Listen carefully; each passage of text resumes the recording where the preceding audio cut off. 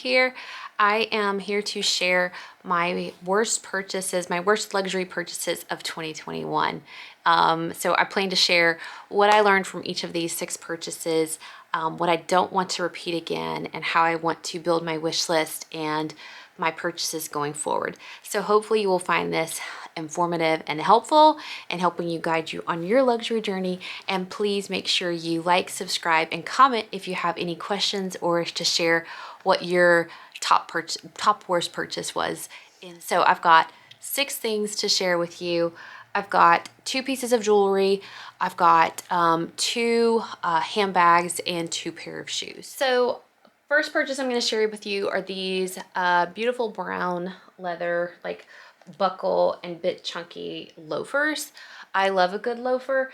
These caught my eye mainly because they were on sale at Neiman's, which is like a lesson to not buy anything that's on sale just because it's on sale if it's not perfect. But I actually loved the way these looked. So I gave these 3 different tries. I first bought them in a size 40 at the store and it was way too large. And so I then had them, they did not have a size 39 in stock. So, and 39 was like my normal size, or so I thought it was my normal size. So they ordered me a 39. It came in, and the store at Neiman's is like a couple of hours from my house. So it's not easy for me to return, but I got them. The 39s were too tight and I'm like, oh, okay, I just need a 39 and a half. I guess I just need to go up half a size. So I then went all the way back to Neiman's, returned the 39s, and then they said, okay, we'll order you the 39 and a halves. The 39 and a halves came in, and again, that's these, and they were too tight. And instead of returning them, I was like, I really love these shoes. Like, I can wear these with khakis. I can wear these in like so many different ways. I had like already some outfits planned to wear them with. I just loved, they're kind of a flashback to the 90s, and I just loved the 90s. So instead of returning them, instead of driving 2 hours again, instead of shipping it back to the store, which I could have done, I was like, no, I'm gonna make these work out. They're just a tad tight. Like, I could still put my foot in them and everything. I was just worried about this part. Like rubbing up against my heel as I walked, and I don't like to have to break shoes in. And so I ended up bringing them to get stretched, and it did not work. And for some reason, these would not stretch at all. So here I am with a brand new pair of Prada loafers in what should be the right size, never been worn. Yeah, saved $400, but also wasted $450, right? So anyway, so never again am I going, kind of my lesson here is, if the shoe doesn't fit perfectly, or if I'm not willing to break it in, return it immediately, no matter how much I like the look and no matter how good the sale price is. So I know that that's probably considered like super basic, but I feel like this is not for sure my first pair. In fact, this is not even my first pair of Prada shoes that haven't worked out for me that I have in my closet. So anyways, I'm hoping that I can really take that to heart and learn this lesson once and for all and not repeat it again. So worst purchase, one of my worst purchases of 2021, these really great price, really good looking shoes, Prada loafers that did not work out. So the second pair that did not work out is also another pair of shoes. And that is these beautiful Louis Vuitton, I think they're called Urban Twist. I think is what they were dubbed. Oops, sorry about that. And they are these absolutely gorgeous heels. I absolutely love them. I think they're stunning. I think they're super sexy on. I'll try to take a quick video just so that you can see what they look like. So these shoes fit perfectly. So at least I did not repeat that same mistake in like a couple of month period. But they are very, very high. And I've gotten to where I really don't want to wear 4-inch heels unless there's a platform. And as you can see, these are very chic. They are very streamlined, and there is no platform on them, but they are every bit of 4 inches or 100 centimeters tall. And so unless I get some help from platforms, I don't want to wear 4-inch heels on a regular basis. These are beautiful. They're black leather. They've got this beautiful very I love pointy toes. And this has like a silver metal tip to it. They're absolutely gorgeous. I got these from Fashion File, and I think I paid a pretty good price for them again, and I got them like brand spanking new. They like have never been worn. It looks like the tag was just taken off of them, and these are a size 40. They fit perfectly, so now I know I wear a 40 in Louis Vuitton. And I wish that they would work out, but like these shoes, like I'm pretty sure if I'm just going to like go into a restaurant and sit down and my husband's gonna drop me off at the front door, I don't even think I would like want to wear these like through, I don't even really want to wear these through a parking lot. Like they are very high and I take very small steps, and it's kind of embarrassing that I have forgotten how to walk in 4-inch heels with no platform. So my lesson here is no heels greater than 3 inches unless I have a platform, or so I can sell these back to Fashion File. I will lose about $150 if I do that. Because I just got a quote from them because I was like, I'm selling these. And honestly, it's such a problem because I look at them and I'm like, they're so beautiful. Maybe I can make these work out, but like I know I can't make these work out. I don't understand why I have to get these ridiculous heels that I cannot but walk a few feet in before my feet start hurting me. So hopefully I've learned this lesson, but I can pretty much promise you I have not, unfortunately. Can anybody else relate to that? Does anybody else like get ridiculously high heels that they know that they're not going to be able to wear, but they just love the look of them? Aren't they beautiful?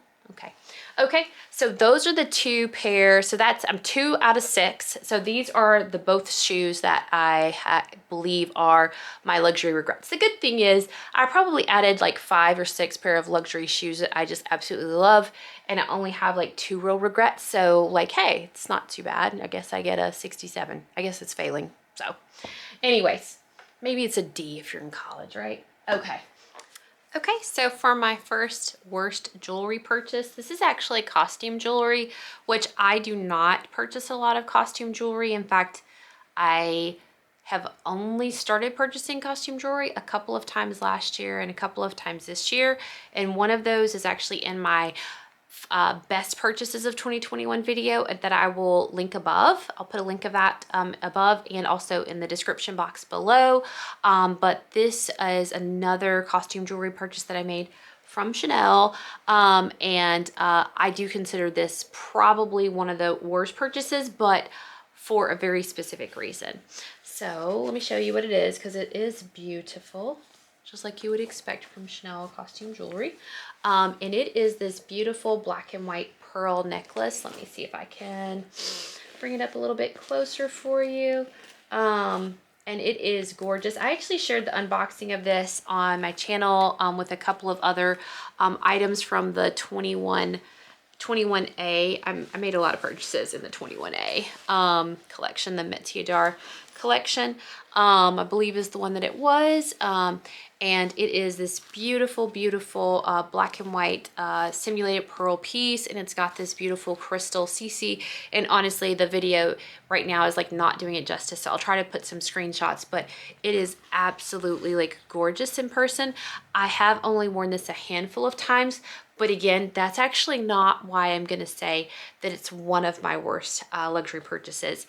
I'm gonna call it one of my worst luxury purchases because I purchased this beautiful necklace because I was not ready to purchase what I really wanted, which was the Van Cleef & Arpels 10 motif Alhambra mother of pearl and black onyx necklace. And so I thought, you know what? Why don't I get this? This is black and white, and it can serve a dual purpose. Instead of having those 2 necklaces, which are extremely expensive, they're like $8,000 each. Instead of having those 2 necklaces, it's not like I'm gonna wear them together a ton. I can do something beautiful like this, and this will satisfy that craving, right? That's what I thought. Wrong. It did not satisfy the craving. And so my lesson from this is substitutes don't always work when you're spoiled. There we go. That's it. If you're spoiled and you don't want to settle and you treat yourself a lot, then guess what? Substitutes don't work. So just save your money and wait to get what you really want. Now, I'm not saying I'm gonna go and sell this and spend $60,000 on necklaces that I wear a few times a year. I'm not. I have got to start focusing on what everyday pieces that I want to add and wait for those, and then wait to build my collection to add some of those more exclusive pieces that have higher price tags that I get once I have a really good solid base. And that is the lesson I've learned is if you're spoiled, if you like to treat yourself a lot, if you don't like to settle, then guess what? Don't settle and just wait. And I know it was stunning and it was, yeah, I don't regret it, but was it a worse purchase? Yes, because it did not do its intended purpose, but I will be saving it for whenever it can do its intended purpose. So that is my first jewelry worst purchases. So next, this is shocking. Like I truly believe, I had to pull to my notes. I truly believe this one is going to be a little bit shocking for people. I also shared this unboxing on my channel, and I love Van Cleef & Arpels. I think it's actually like my favorite jewelry brand. I know it's my favorite jewelry brand, but I did make a mistake with this particular purchase. I shouldn't say mistake, but what is it? It is the beautiful 5 motif vintage Alhambra guilloche bracelet, and it is truly gorgeous. Look at this sparkle. Look at that. Isn't that beautiful? It's absolutely beautiful. So do I regret this purchase? Absolutely not. Is it one of my worst purchases? Yes, it is. It is one of my worst purchases, not because I wasn't going to buy this. I was always going to buy this bracelet. However, I bought it out of order. This is exactly what I was talking about in that last little bit of segment when I was talking about that Chanel one, that this is something I don't regret at all. It's just that it's not an everyday piece. I can't wear this every day. I don't dress like this every day. And although it's absolutely stunning and it's gorgeous, and maybe if I dressed up a little bit more, or if I had a job where I dressed up, that would maybe change things, but I really should have went for what I had on my wish list. This was on my wish list, but whenever I got worried about the price increase, I went to Van Cleef & Arpels, and instead of buying a pair of onyx earrings, the vintage Alhambra onyx earrings and the vintage Alhambra 5 motif onyx bracelet, instead of buying that, I had already spent a lot, and I thought this one would go up more, and I was like, I'm gonna buy that guilloche bracelet because I have to have that. And so I bought this, but if I had bought the onyx, I'd be getting like almost everyday usage out of it. This one is so sparkly. I will put in a couple of shots like in the sun or in like bright office lights to show you what it looks like. It's absolutely stunning. I just bought it in the wrong order. I was going to buy this, you know, God willing, or unless something happened to me, or, you know, something happened with like my job or anything, or my savings, or I needed the money. I was always going to buy this, right? It's just that I should have bought other pieces first that I could have worn on a more regular basis, and then went and bought this. And that's ultimately the reason why that 10 motif onyx and mother of pearl necklace I still plan to get, but I'm not gonna get until I feel really happy with my everyday stack, with my everyday rings. I like to change out rings sometimes, and I like to change out bracelets as well, with my everyday necklaces, and my everyday earrings. And after that, then I can go and buy things like this that I will not get every day or won't be using several times a week. And so for jewelry, for jewelry specifically, that's kind of the rule and the lesson that I've learned from this one. Okay, so that is my second jewelry worst purchase of 2021. So next I'm gonna share which 2 bags are my worst purchases and the lessons I've learned from those. Okay, so I've got 2 bag purchases that are, I'm not going to call them regrets. I'm just going to say they were my worst purchases of 2021 for now. But one of them I've already like reversed on. It is this Chanel 19 iridescent white or kind of a pearlescent bag. And it's absolutely stunning. Like I'm pretty sure that the video is not going to do it justice, but it is absolutely stunning. It's got all these different colors in it. It's beautiful. I love the Chanel 19 as well. I love all these different hardware colors. The reason I really think well, let me start off. It's an absolutely stunning bag. It's very easy to use. I love the 19. I might add another 19 to my collection. This particular style or this particular color is very dressy. I just realized that I might have a scratch there. It's very dressy, but it's a very relaxed style. And it's easier for me to wear a classic fat flap with like silver hardware than it is for me to like wear this one. I have to like at least be wearing like something like kind of a nice blouse and not just like a t-shirt, or definitely can't be like wearing street style clothing and a tracksuit and some heels, and which is like something I like to do sometimes, and then like have this bag. I just don't think that it works. Maybe I haven't mastered how to pull that kind of street style with this particular bag off, but get ever a ton of wear out of this bag. I have to, maybe if like my work wardrobe changes one day, maybe that would do it. But like if I'm just wearing a t-shirt and some jeans, this bag does not work. But anyways, so it's still absolutely lovely. I still absolutely love the Chanel 19. Oh, I've got my stuffing in here. I love this bag, but definitely not one with the high cost per wear. So with that, this is my first bag that was my worst purchase. Okay, so on to my next. This one I have listed pretty much since I purchased it, pre-loved in the summer. I've listed it. I have a little tab where I think about like what's my best, what's my worst purchases, and I've had this one listed there.